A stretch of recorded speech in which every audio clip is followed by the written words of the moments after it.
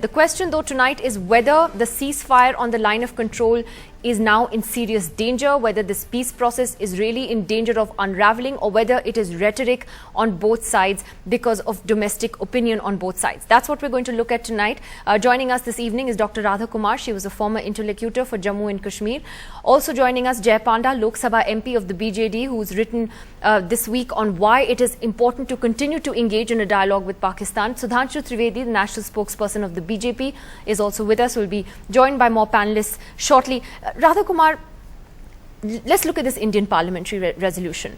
Was it the right thing to do? Does it seem too much of tit for tat? Or was it important for the Indian parliament also to be seen to be uniting politically and sending out a strong message back? After all, their National Assembly did it, and we've seemed so fragmented and divided on this side. I think it's a bit childish. Resolutions are childish, in my opinion, especially when they deal with hostile bilateral relations. You don't, as a parliamentarian, want to add hostility for the sake of hostility. And speech is not a substitute for action.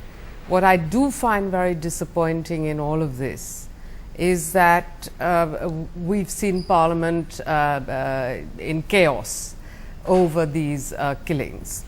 We've seen parties talking about a meeting in September between the two prime ministers and whether it should happen or should not happen. Now, September, that's a month away.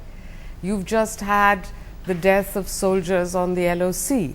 Why are you not picking up the phone to talk to each other to say this has to stop? We have to identify how did this happen and ensure that it doesn't happen again.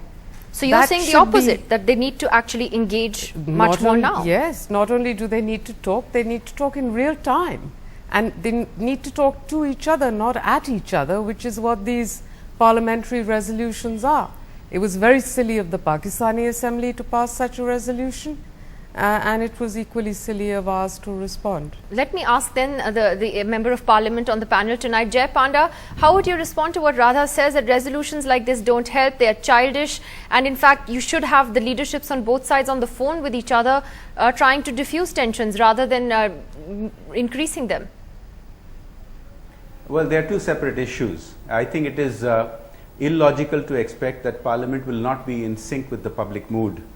And there is real anger and there is a real sense of betrayal in India today, with again an increase in cross-border infiltration and attacks, because there have been several promises from different dispensations in Pakistan that its territory would not be allowed to be used for terrorism, and particularly against India.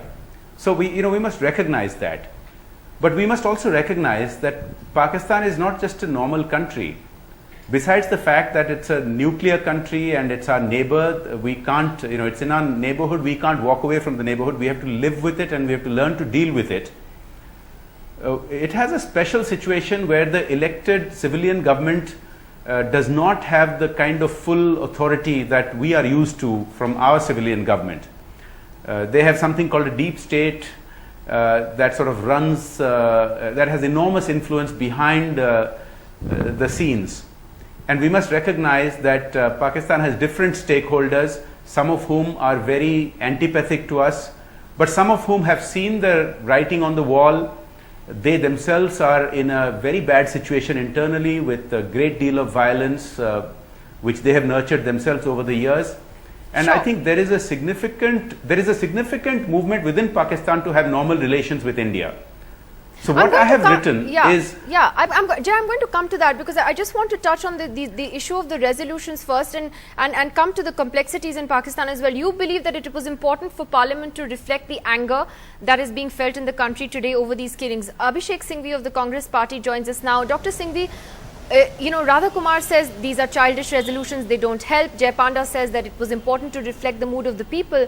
But the Pakistani Parliament or the National Assembly, they're united pretty quickly around the government and passed their resolution. We seem to have done it as an afterthought, as a retaliatory measure after being so deeply divided and so bitterly divided between the Congress and the opposition over the last week, over these killings. Nidhi, I think we should be proud partly because that is what differentiates a democracy. That cacophony, which you frequently mistake for disunity, is the essence of democracy.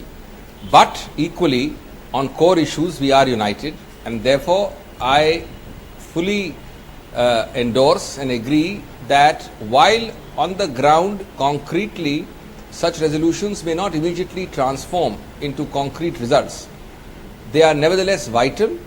When Parliament passes them, when MPs debate them, when we in civil society go around them and discuss them, we are making a very striking point. And that's the best way for this democracy to work.